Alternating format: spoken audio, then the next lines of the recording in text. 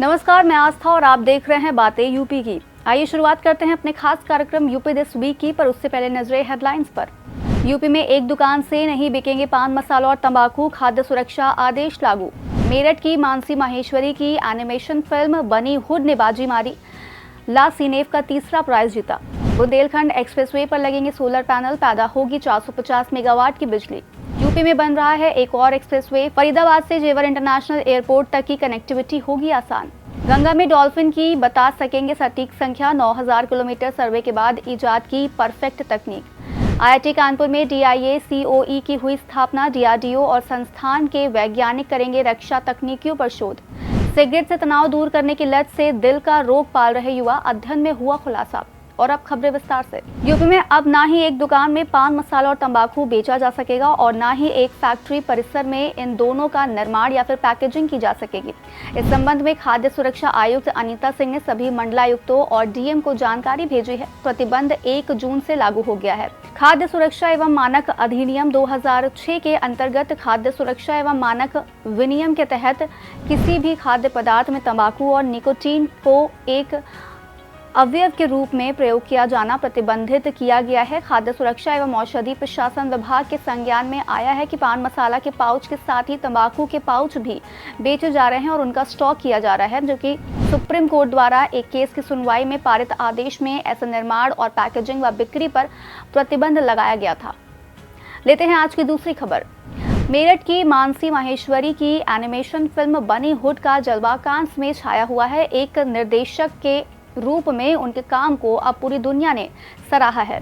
उनकी ये animation film Cannes film festival 2024 के लिए चुनी गई थी। 23 मई को इसकी स्क्रीनिंग कांस फिल्म फेस्टिवल में हुई, जहां इस फिल्म को ला सीनेफ कैटेगरी में तीसरा प्राइज मिला है।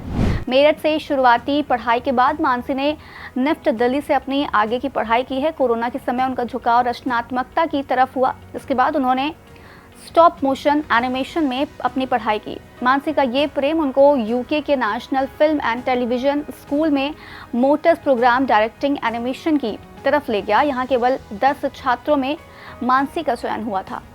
लेते हैं आज की तीसरी खबर।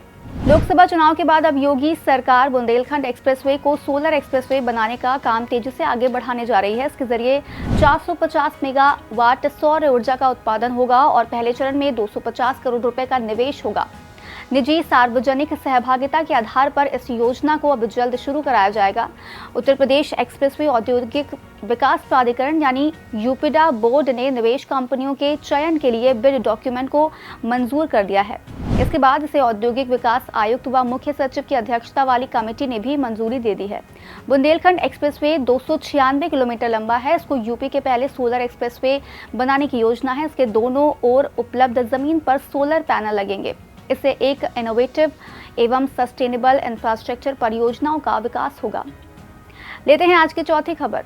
भारत में सबसे अधिक आबादी वाला राज्य उत्तर प्रदेश अपने व्यापक नेटवर्क में एक और एक्सप्रेसवे जोड़ने के लिए तैयार है। नया एक्सप्रेसवे यात्रा के समय और दूरी को काफी कम कर देगा। इससे क्षेत्र में कनेक्टिविटी और आर्थिक गतिविधि को बढ़ावा मिलेगा। निर्माणाधीन फरीदाबाद जेवर एक्सप्रेसवे के बन जाने से दोनों क्षेत्र की मौजूदा 90 किलोमीटर की दूरी घटकर महज 31 किलोमीटर तक रह जाएगी। इससे यात्रा का समय 2 से 3 घंटे से घटकर मात्र 15 मिनट रह जाएगा। साथ ही यह एक्सप्रेसवे उत्तर प्रदेश के जेवर एयरपोर्ट और हरियाणा के बीच सीधी कनेक्टिविटी प्रदान करेगा, जिससे गुरुग्राम और अन्य जिलों के यात्रियों को भी लाभ होगा। राष्ट्रीय राजमार्ग प्राधिकरण यानी NHAI इस एक्सप्रेसवे के निर्माण कार्य को जून 2025 तक पूरा करने का लक्ष्य साध चुका है। 31 किलोमीटर लंबे नए एक्सप्रेसवे का निर्माण 2414 करोड़ रुपए की लागत से किया जा रहा है। इसके निर्माण के बाद एक ओर जहां कनेक्टिविटी के और बेहतर होने की उम्मीद है, तो वहीं दूसरी ओर इंडस्ट्रियल और कमर्शियल गतिविधियों को भी बढ़ावा मिलने की संभावना है। लेते हैं आज की पांचवी खबर। गंगा नदी में पाई जाने वाली डॉल्फिन की संख्या कहां कितनी है, ये बता पाना अब वैज्ञानिकों ने संभव कर दिखाया है। भारतीय वन्यजीव संस्थान के वैज्ञानिकों ने डबल ऑब्जर्वर आधारित मार्क रिकैप्चर प्रोसेस को डेवलप किया है। इसके तहत ऑडियो वेव से डॉल्फिन की पहचान संभव हो सकेगी। वैज्ञानिकों ने यूपी के बिजनौर जिले से बंगाल के गंगासागर तक लगभग 9000 किलोमीटर का सर्वे कर केंद्र सरकार को रिपोर्ट दी है। इस रिपोर्ट के मुताबिक साउंड सिग्नेचर के जरिए हर डॉल्फिन की पहचान की जा सकेगी और आसानी से गिनती हो जाएगी।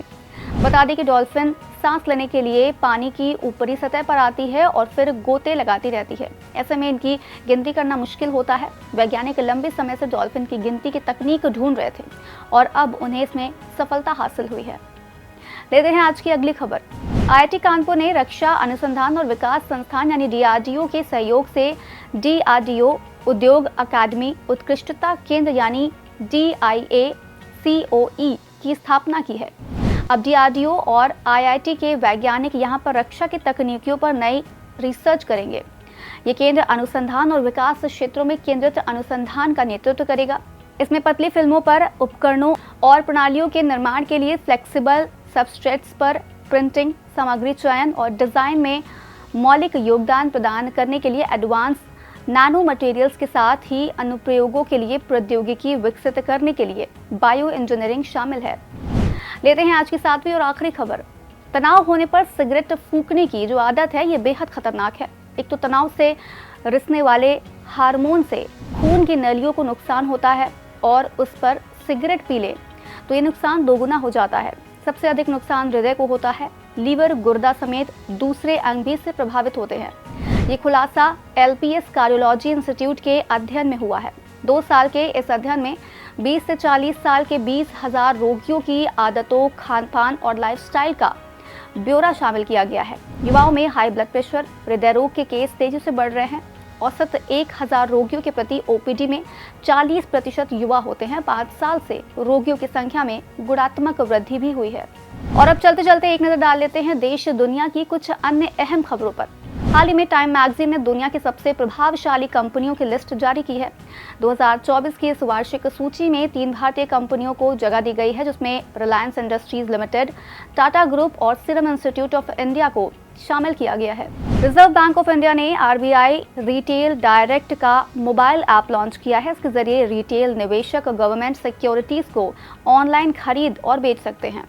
जापान ने दुनिया की पहली लकड़ी की सैटेलाइट तैयार की है। सैटेलाइट को जापान की क्योटो यूनिवर्सिटी और लकड़ी काटने वाली कंपनी सुमितोमो फॉरेस्ट्री के वैज्ञानिकों ने मिलकर बनाया है। जेनेवा में यूनाइटेड नेशंस के हेडक्वार्टर में international United nation peace keepers day 2024 के मौके पर UN के महासचिव एंटोनियो गुटेरेस ने भारतीय महिला peace keeper major Radhika Sen को सैन्य पुरस्कार से सम्मानित किया।